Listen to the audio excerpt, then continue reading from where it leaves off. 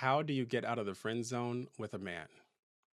There's a lot of women out there who have made great friends with men, and for some reason, you're stuck in the friend zone. Let's talk about how you can get out of it. The friend zone is a place where you're in a relationship with a man and you have a level of vulnerability. You may even have like a hint of intimacy, but the man is not looking at you as a romantic partner. And because he's not looking at you as a romantic partner, it's very frustrating for a lot of women because you know that the vulnerability is there, you know that the trust is there, but it's not escalating to the next level. There's a lot of women out there that are stuck in either in the dating phase or as a fiance, or there's a lot of women out there that have a certain level of intimacy in a marriage, and they seek the next level of intimacy, or they seek a richer level in their relationship. They seek a deeper level of intimacy, and because they don't know how to navigate the relationship, they don't know how to develop that genuine trust that they need in order to move to the next level. A lot of women out there get frustrated, and it's hard being frustrated for so long. Everyone tries to be patient, but it's difficult when you want something more than what your partner is offering. So I'm going to help you with that issue today. Number one, when you're dealing with a man that holds himself accountable, that's a great communicator, that's transparent, that understands vulnerability, that knows how to enjoy intimacy. When you're dealing with a good man, the first thing that you're going to need to do is make sure that you're holding yourself accountable. You want to make sure that whatever dynamic that you have, the accountability piece is solid. It means you're holding yourself accountable for your actions and the impact of your actions, and you're creating a safe space for him to hold himself accountable for his actions and the impact of his actions. Now, that sounds easy, but it's not. If it were easy, everyone would be doing it. It requires you, when you feel hurt, it requires you to take a moment and bring that hurt to him. If he's done something that hurt you, it's important for you to bring that hurt to him in a way that doesn't feel accusatory. You want to bring that hurt to him with a thought in your mind, hey, he didn't mean to hurt me. He may have meant to do the action, but he didn't mean to cause me pain. So when I bring the hurt to him, you want to bring it to him as if you're saying, hey, I know you didn't mean to hurt me, but this is what I saw that you did, and it hurt. You want to that's the spirit in which you want to bring the hurt to him. Now, on his side, he has to be able to listen to you describe something that has hurt you. And because you're not being accusatory, he needs to make sure that he is not being defensive when you're bringing something that hurts you to him. Think about someone who has gotten hurt and hurt physically, and they're walking with a limp. Well, when someone is hurt physically and they're walking with a limp and they come up to you and say, "Hey, I hurt my foot," you're not going to be defensive and say, "Actually, there's nothing wrong with your foot. Actually, there's no problem with your limp. You're walking just fine." No, it'd be something that is so dismissive, it's not very helpful. Similarly, your man, a good man, when you bring something to him and you're not accusatory, he's going to react with empathy. He's going to react with love. He's going to react with kindness. He's going to react with understanding. You may hear him say, I never meant to hurt you. Let me know what I did. And he'll think about what happened. A lot of times this is an emotional moment for him because he has so much love for you.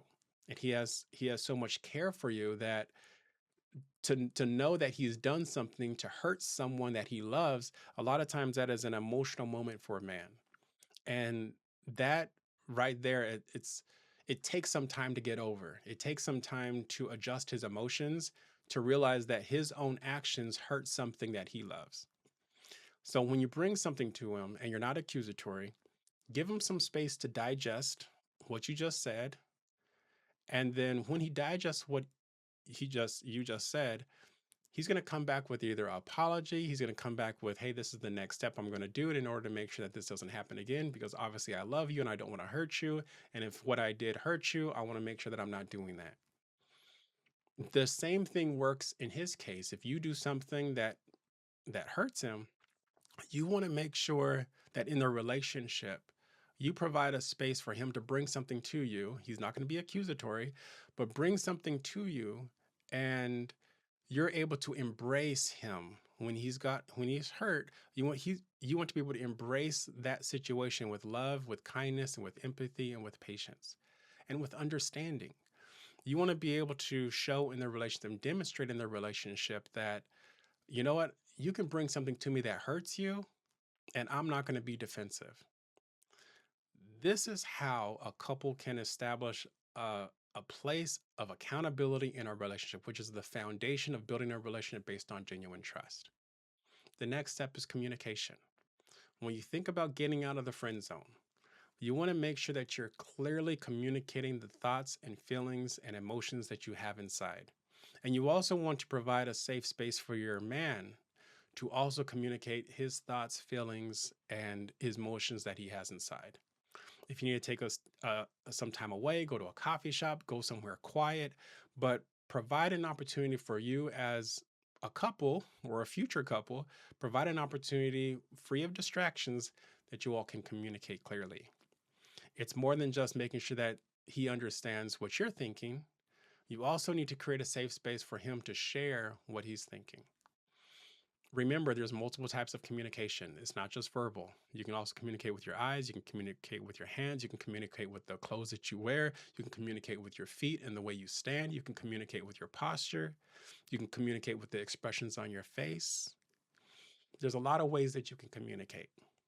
Use all of them to communicate how you feel and what you're thinking. Next step is transparency. When you're thinking about getting out of the friend zone and making someone who is a friend into a boyfriend, or you're trying to escalate into the next part of the relationship or the next level of the relationship, you want to make sure that you're transparent with your intentions. Now, I know there are some people out there who say, you know what, I don't want to ruin the relationship that I have with him. I don't want to ruin the friendship by telling him what I want or what I desire. It is possible that you could be emotionally mature enough and emotionally strong enough to share the possibility that you have inside you, to share with him your purest intentions of the relationship and be transparent about it. Now, if he decides to walk away and say, you know what, this isn't for me, I don't even want to risk it, this has gone too far, great. At least it frees you up for the next person that is going to be in your life. When he walks away, make sure that you ask him that open-ended question. You want to ask him, hey, can I ask you why you're not interested? Or can I ask you why you wouldn't explore it in the future? Or can I ask you why you're so reluctant? You want to get a reason from him, because whatever that reason is, a lot of times he's going to give you feedback, or he's going to give you his reluctance or the reasons why he is reluctant. And you're going to be able to use that to either work on yourself, or you're going to be able to use that when you're finding the next person, or when the next person approaches you.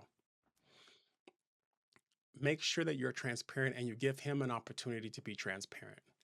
A lot of men want to impress people. A lot of men want to impress you. Even if you're a girlfriend and you guys are just platonic, a lot of men do things to get validation and to impress women. You want to make sure that you create a space for him to be transparent with you and his intentions. Hey, are you looking at me as long term? Are you looking at me as short term? Are you looking at me with as someone that is interested in, or someone that is suitable for something in between? A lot of men out there may be interested in you short term. It's like, yeah, short term I'll figure it out, but long term I'm not interested for a lot of different reasons. Sometimes the man isn't ready. Sometimes he thinks that you're not ready. Sometimes he's waiting for the next place in his life or his next milestone so that he can really wow you. You want to make sure that you give him an opportunity to be transparent with what he thinks about the relationship and what he thinks about you all moving forward. Next is vulnerability. When you think about getting out of the friend zone, you already have vulnerability, but that vulnerability may be lacking transparency. That vulnerability may be lacking communication. That vulnerability may be lacking accountability. This time, when you get into vulnerability, or you're getting out of the friend zone and you're rebuilding vulnerability, a lot of men will say, I don't want to explore dating with you because I don't want to ruin our friendship. What they're saying is, I don't want to be in a relationship. I don't want to go into a romantic relationship with you because I believe that if I get into a romantic relationship with you, the vulnerability space that we have created as friends is going to go away. It's important for you as his friend to reassure him and say, hey, look, I know we share great times and we are very close as friends. We can still have that same level of vulnerability. We can still create a safe space for both of us to enjoy each other's company. Even if it doesn't work out on a romantic tip, I'll make sure that I do the work on my side so that we don't lose our friendship.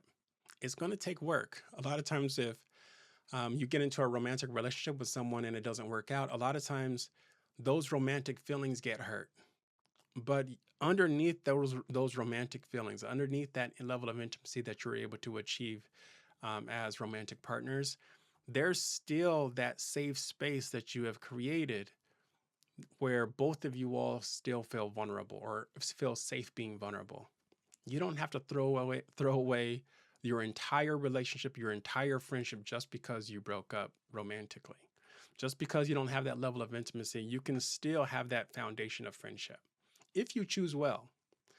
There's a lot of people out there who are just not mature. They just don't have the skills to be able to build those types of relationships that are based on genuine trust. And when it doesn't work out romantically, then everything essentially goes to crap.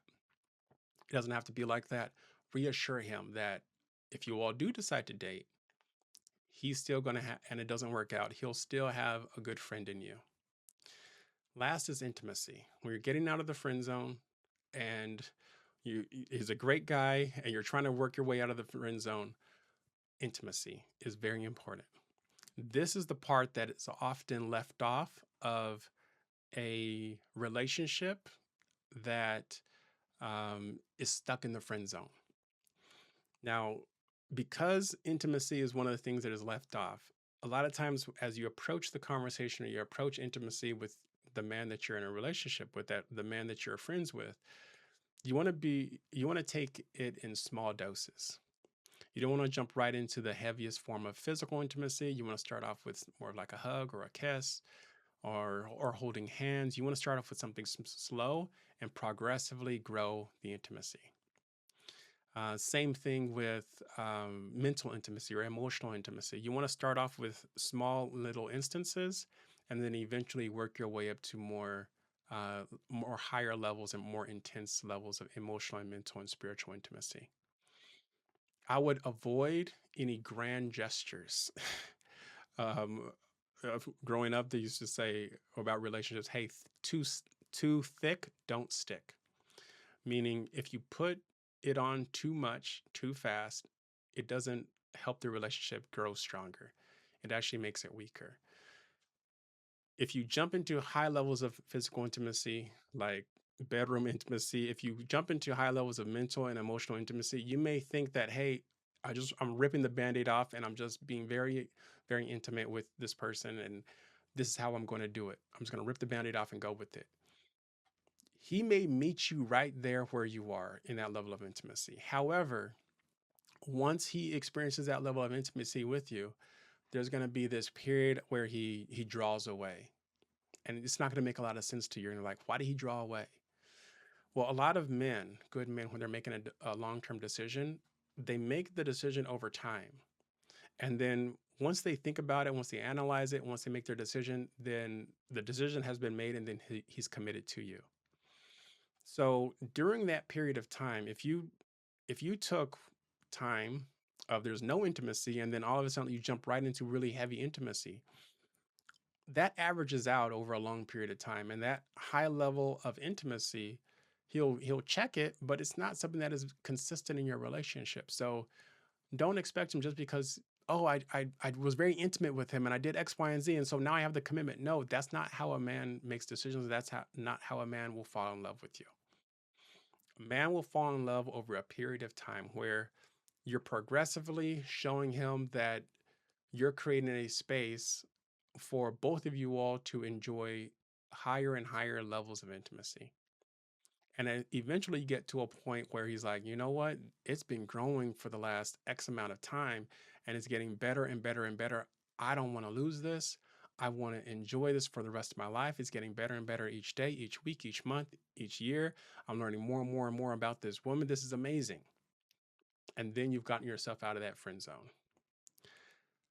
I hope you learned something today. Um, this is an exciting topic for me. I really enjoy helping people learn how to build relationships based on genuine trust. I hope you stick around. I look forward to talking to you again in the next video. Thank you.